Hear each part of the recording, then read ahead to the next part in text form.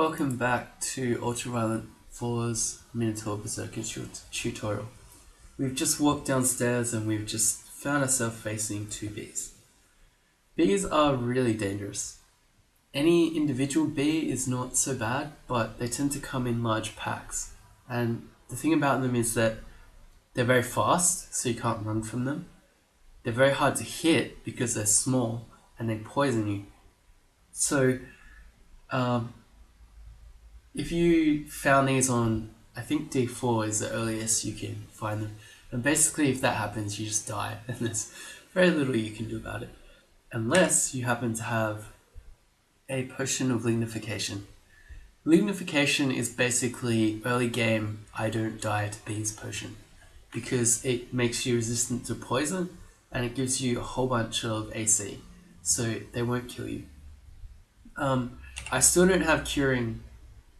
It's probably one of these three, but I still don't know which one. So I'd rather not get poisoned to these bees and then be fumbling around trying to drink potions and not dying. The thing is, I don't mind fighting bees one at a time. The scary thing is that if there's a pack. So what I'll try to do here is I'll try to stare dance the bees up one or two at a time and fight them, and that would be fine. If I had walked down here and found myself surrounded by 5 bees, I would have used my lignification potion for sure. But we'll see what happens here. 1, 2, 3, 4, 5 bees. 6 bees. Okay, so what's probably going to happen is I'm going to take one up and I'll kill it. That'll be fine. It didn't even come up. Interesting. Okay, so if I were to go down, I'd probably find myself surrounded by a whole bunch of bees. I don't especially want to do that. So what I'm going to do is walk down to the other stair, and then that will give me time to quaff my lignification. You'll notice that when we're looking at downstairs, if there's a star, that means you haven't seen it. If there's not a star, you know where it leads. And you can use the square bracket buttons to go up or down to see where a stair leads. So this stair is going to be that one, which is where we want to go.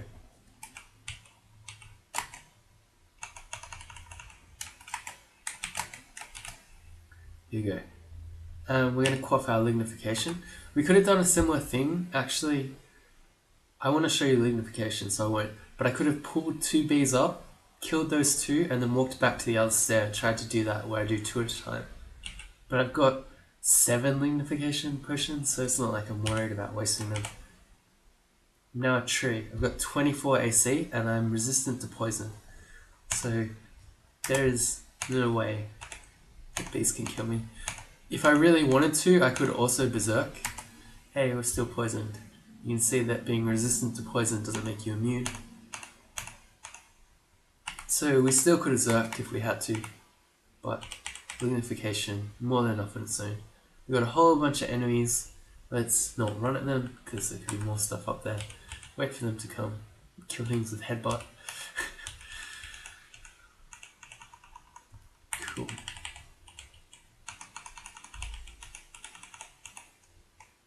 Alright, we've just met an Orc Warrior, which is a very large step up from a normal Orc and an Orc Priest. We certainly don't want to be eating smites. The question is, do we want to Zerk the Warrior? Under most circumstances, yes, and really you can to be safe anyway, but I'm very confident in this character, so I'm not. Probably you should just Zerk because it's safer. And I'm going to go back upstairs to heal so nothing comes. More bees. Alright, let's go again. Lignification tech. This is our anti-bee potion. It's also a very good early game anti-unique potion because against most uniques in the early game, if you have 25 AC, there's not much they can do to hurt you. Here we go, look, we got some fans. He's appreciating the tree strats.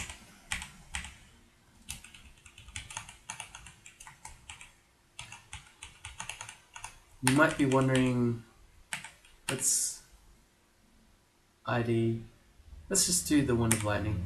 We've got 8. I don't want this robe and I don't want this shield either. You might be wondering what our goal is here. Typically as a standard layout for a game, you want to be doing your dungeon up until about D 10, 11, 12, and we're trying to find the layer of beasts. So you can find the layer of beasts if you use Control O. It will show you all the things you found, and you can see here that layer can appear from 8 to 11. If you find layer on level 8, like we could at the moment, that doesn't necessarily mean that you want to go straight there. You probably want a little bit more XP than that. So you do dungeon until 10, 11, 12, depending on how strong you're feeling. And then you'd go into lair. In this shop, if you need to access it, it's again like a down step. We have just found a Wand of Heal Wounds, which is extremely strong. A few other things that are here that are good. The Scroll of Enchant Weapon would be nice. Scroll of Recharging would be nice. A Potion of Haste to make you move faster would be nice. This helmet is a -6 helmet, so for 1 gold. It's going to give you -6 AC. That's really bad. The Scroll of Magic Mapping would be nice. All these other things that we could afford now, we're not going to buy because we want this Wand of Heal Wounds as soon as possible. Because once we have that, that will make us a lot harder to kill. So what we can do with shop is if you use shift on the letter here, it's going to put it in your, it's called your quick buy menu? No, that's a Dota thing. I don't know, anyway, we'll have a look. So I'll go shift A, and then now if I use the $, so shift 4, it will show me all the things that I've marked to buy. And I'm about 370 gold off. So as soon as I get that gold, I'm going to be back here buying that Wand of Heal Wounds.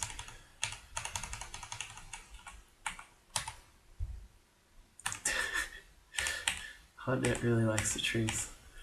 Looks like there's our entrance to there.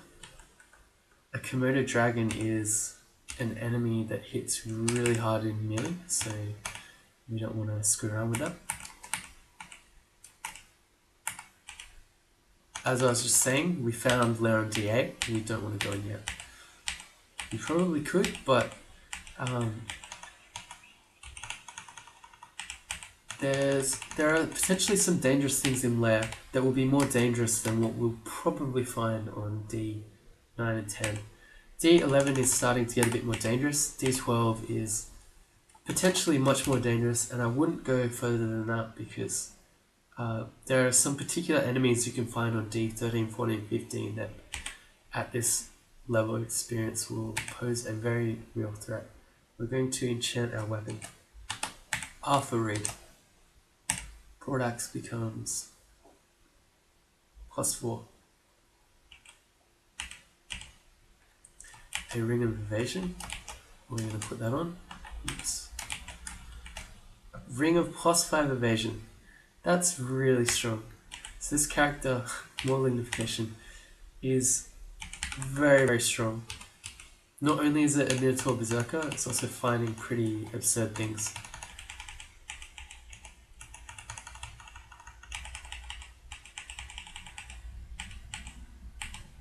There's a helmet, which, we can pick it up, but you notice if I try to wear it, you can't see it there. And the reason for that is because as a Minotaur, I have horns. I can wear hats, but not helmets.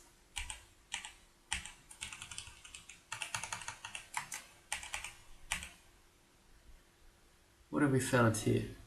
Okay. We've found a ringmail with poison resistance. Poison resistance is very nice through lair, etc., but it's also quite a few steps down in terms of our armor level, so not hugely tempted by that.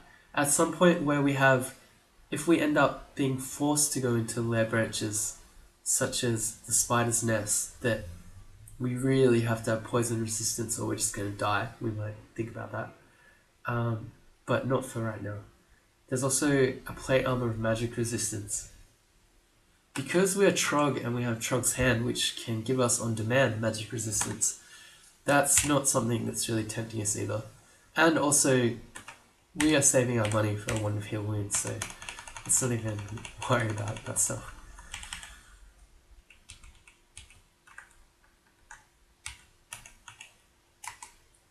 Hey, Trog gave us a gift. Let's see what he gave us. A glowing great mace. Once you start getting up to 5 and 6 levels of styles of piety, Trog will start giving you weapons. It can be very frustrating. Why is he giving us a mace? I don't know. We are quite clearly an axe user. Trog can be a bit of a troll at times. This might be the first centaur we've actually met around the corner. And here's a ghost. Okay. Let's examine him. If he's an Abyssal Knight, so if he happens to be wearing... That doesn't tell us. Control X. No. Doesn't say.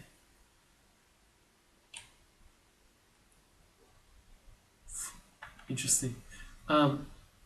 It doesn't seem to be indicating what sort of weapon he's wearing, which is probably good for us, because Abyssal Knights quite often have distortion weapons, which will potentially kill you, because every time you get hit by a distortion weapon, you have a chance of being abyssed, banished to the abyss, which we are XL level 10 will almost certainly kill us. We might survive, but we probably won't.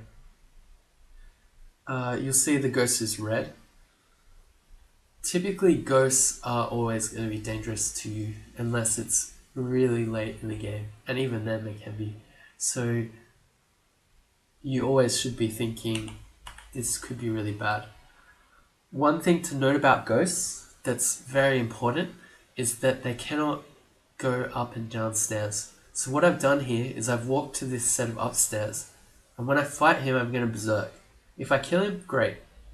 If I can see that I'm not going to kill him, or the fight is going bad, I can just go up the stairs and he won't be able to follow me.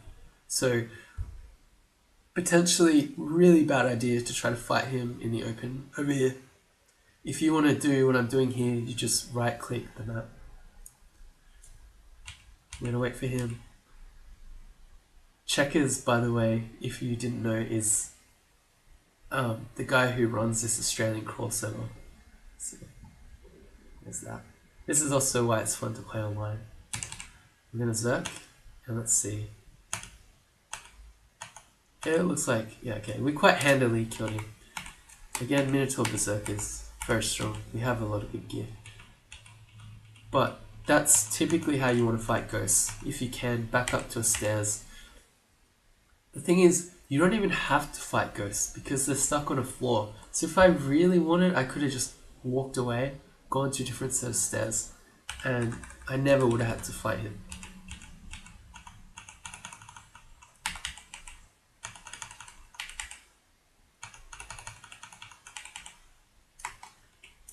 Here we go again, round 3 of bee killing. Look at this, so easy. Still have another 5. We have just found a staircase to the Orcish Mines. The Orcish Mines... Well, actually, I haven't explained what you do in Crawl much at all. So, what we are ultimately trying to do is to get to the end of what is called the Realm of Zot and steal the Orb of Zot and then get back up and escape from the dungeon. If you have a look, these are the runes that I found, and ultimately at the end the orb. In order to be allowed into the Realm of Zot, we need to acquire at least 3 runes. For a standard win, it would be a 3 rune game. Most people will do either a 3 rune game or they'll do the extended game and they'll do all 15. I mean, if you're going to do more than 3, you may as well do 15. But in our game here, we're just going to be talking about a 3-rune game. So any game will spawn 2 out of these first 4. And it can be either or. So it's either going to be the swamp or the shoals, which are both water themed, or it's going to be the snake and or the spider's nest, which are both kind of poison themed. So these will always pretty much be a two of your 3 runes. For the 3rd rune, it's usually one of these next 3. You'll either be doing vaults, abyss, or the slime pit. And then this other stuff is all extended. So this branch here, the Orcish Mines, does not contain a rune. What it does contain is a lot of gold, which would be nice for our heal wounds, and on the bottom floor there'll be a lot of shops. The thing about the Orcish Mines is that they are usually, well, they have the potential to be quite a lot more dangerous than Lair. So you usually would go, as we said, dungeon up to about 10, 11, 12, then you'll do all of Lair, and then you'll come back for Orcish Mines. You don't usually go in Orcish Mines first, and we're not. But it is nice that we found it.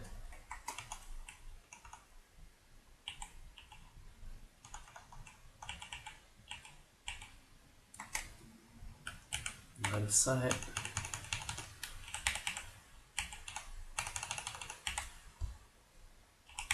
Okay, I've done this floor. Let's go down. All these blocks. You block the Hungry Grace attack times 2. Block the Hungry Grace attack. You block the attack. Shh. You block. I don't understand. People hate shields. Alright, Hill Giant. We got a red enemy. These guys can do a lot of damage. Which means we use our secret weapon. And got him.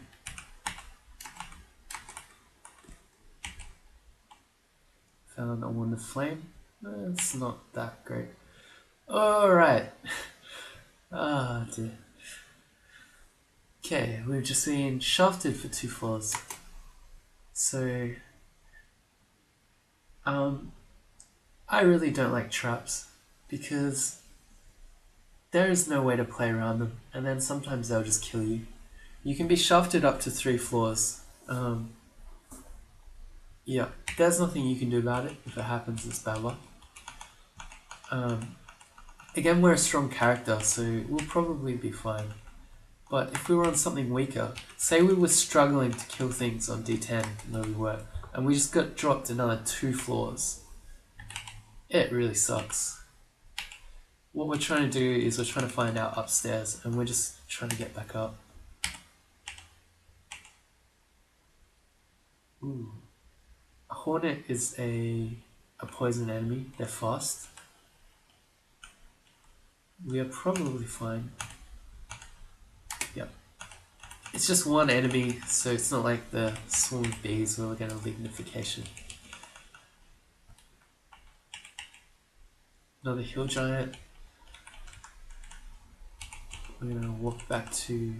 Oops, I zerked one turn early. We're going to walk back to known territory.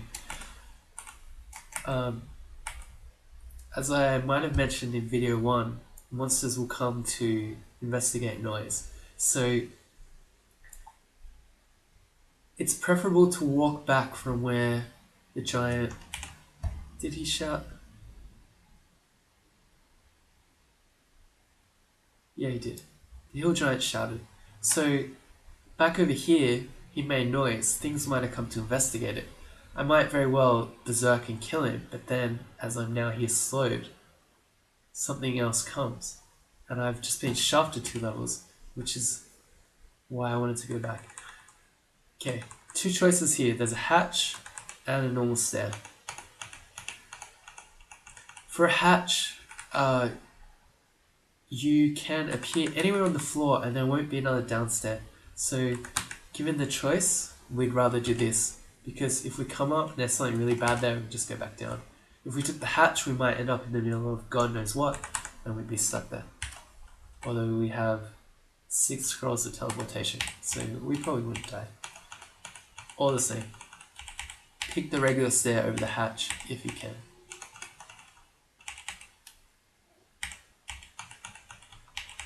That was a red enemy, but it's trapped inside this door. You'll see this special blue door. What that means is, what's it called?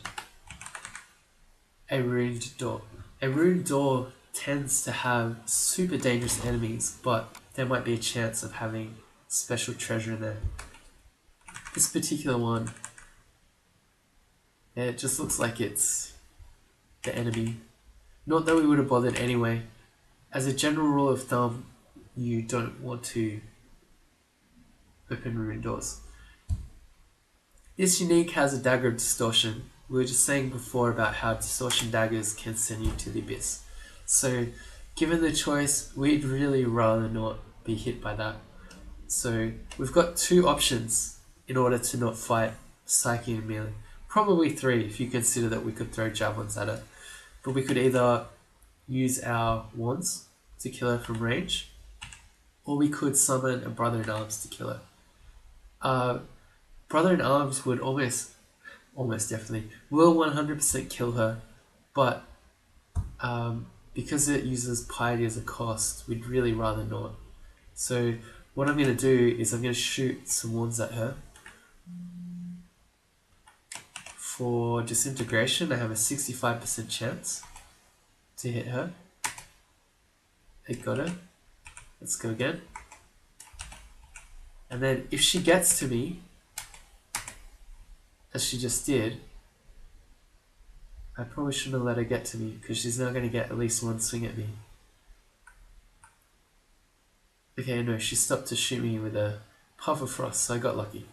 So I'm now going to summon... Well, actually, I could probably kill her with a lightning. Okay. Here's a secret. So we get our wand of lightning. What this wants to do is just shoot lightning at her. One of the cool things about bolts of lightning is that you can bounce them off walls. So if I go up here, you'll see how it just got a brighter yellow. That's going to hit her twice. It's going to go up once, hit the wall and come back, get her a second time. Oh no, she went invis. Alright, well, this has gotten really bad, but we'll go again. We know where she is. Okay, you feel more experienced, so we killed her. That was much more dangerous than it might have looked. I'm still full HP, like, what was he worrying about? The thing I was worrying about is being abyssed would be really, really bad. We found a spellbook. Okay. You might want to just burn the spellbook, and I would understand that. Troll would give you piety for it. The thing is that if you carry your spellbooks, you can use them as a form of bomb.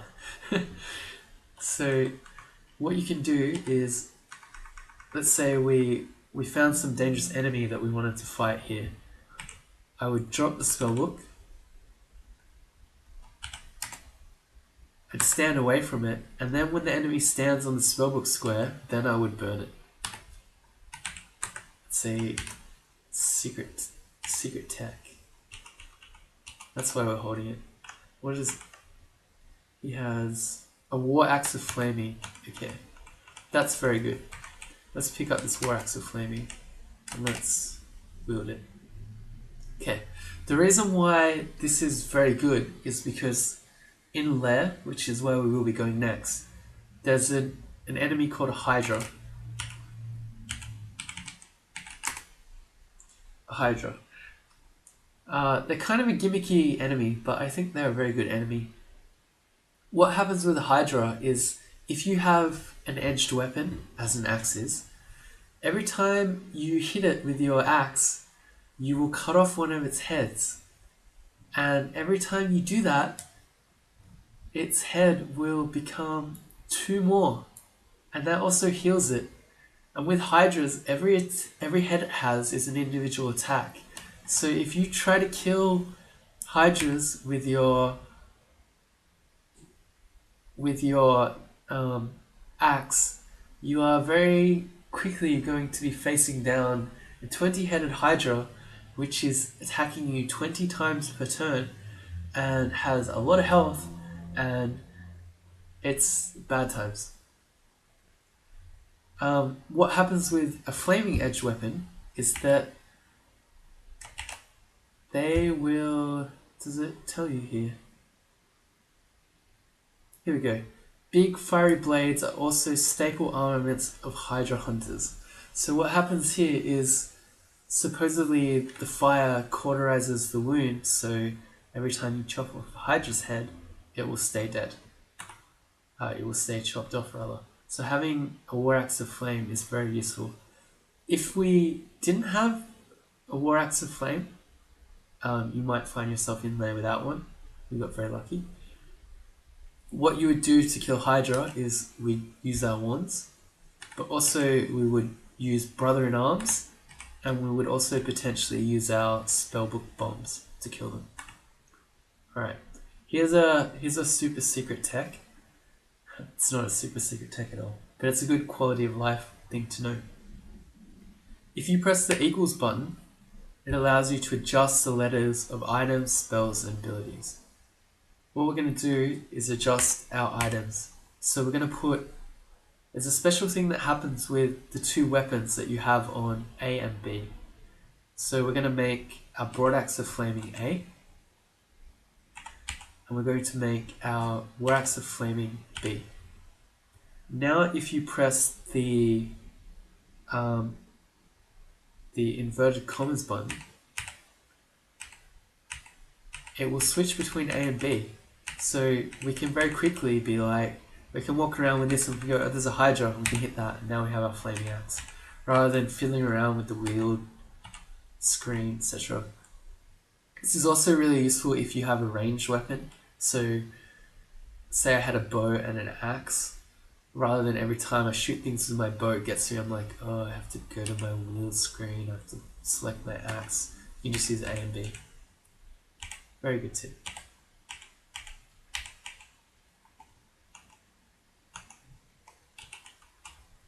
I'm not so afraid of ogres anymore.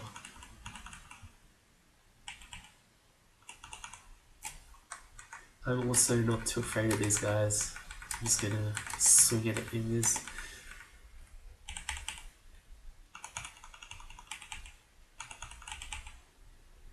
Okay, here's an electric eel. The best thing against electric eels, they'll shoot electricity damage at you, which really hurts, is a Wand of Flame. You'll see here it just made some steam. In addition to hurting it with the fire you just shot at it, the steam will boil it. So, I think that's the second one. Yep. Steam wands.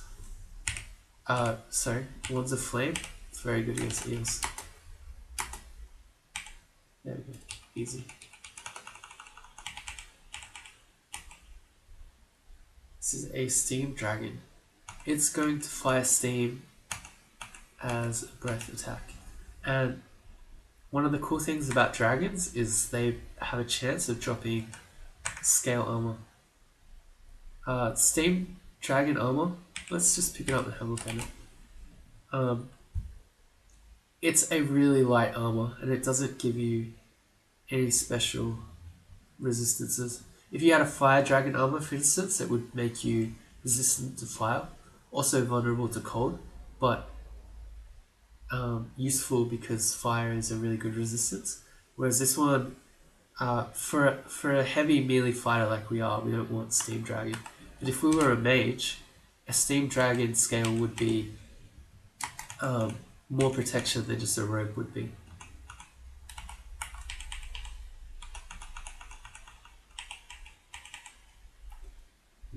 We'll probably do one more floor and then we'll go into lair. Let's put this on. We definitely want our +5 evasion, so let's swap it with the strength. And this is a Ring of Fire. If I press the percent button, so shift 5, it will show me my resistances and also what I'm wearing. You see here that the Ring of Fire has done almost pretty much what we just said a dragon armor does. So it's made us 1 resistant to fire and 1 resistant to cold, which means in general we don't want to walk around like this. If you have 1 level of resistance, you'll take 50% less fire damage, but I'll take 50% more cold damage. So if I were to meet, say, an ice dragon, I'll really not want to be wearing this ring. So I'll carry it around with me in case I meet a fire enemy and I can switch to it. But in general, I'm not going to walk around with it on. I'd rather just have no resistances rather than be vulnerable to one.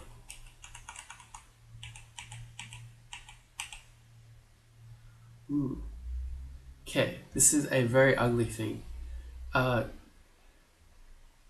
These are very dangerous for this level of the game. They're pretty much one of the enemies for why you don't want to do the entirety of the dungeon before going in lair. If I couldn't Berserk, I would probably run around here and I'd probably just leave the floor because this is something that is really dangerous. But instead, because I can Berserk it should be fine.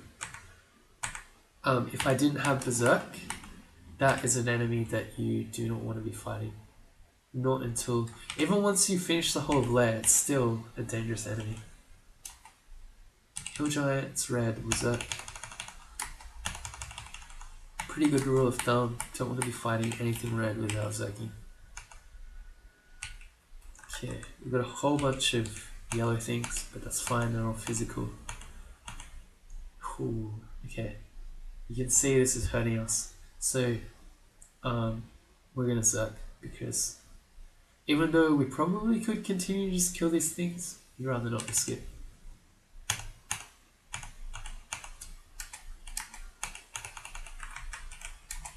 We're gonna back away so we're not slow in this exposed area. Good rule of thumb, if in doubt, Berserk. Cyclops, we've been lucky enough to meet him 1 tile away. He throws large rocks at range, which really hurt, but next to us, not so big a deal. More hill giants, more Berserk. Second one, please don't see us. Please don't see us. Okay. If he had seen us, I probably would have summoned a Brother of Arms. One mistake that I see a lot of newer players do is if they finish a Berserk like that and they're now stuck in a situation where they have to fight, they'll try to run away. I got netted. He tried to net me again. I blocked it. Shield's OP. If I was stuck in the net while he was hitting me, it would be very sad times. I've picked up the nets. I'm going to drop the javelins. And now you can see I've quivered the nets. If I wanted to, I could do capital Q and that would be quiver. You notice I can quiver the book. As if I wanted to burn it, I could quiver it and then I could throw it at an enemy and then set it on fire. Which is always fun. But let's quiver the throwing nets. So the mistake I was saying is, if you are slow and you've come out of Berserk, do not try to run away because you can't and there's no point. If you are slow and running away from an enemy, all you are doing is giving them free shots. You should either be fighting, you should either be summoning brothers in arms, or you should be teleporting away. Do not try to run away while slow, unless you're, say, being chased by a pack of enemies and you're right next to a stair, so it's just a couple of turns, fine. But as a plan, running away from an enemy, do not do. And we're going to leave it there for this one.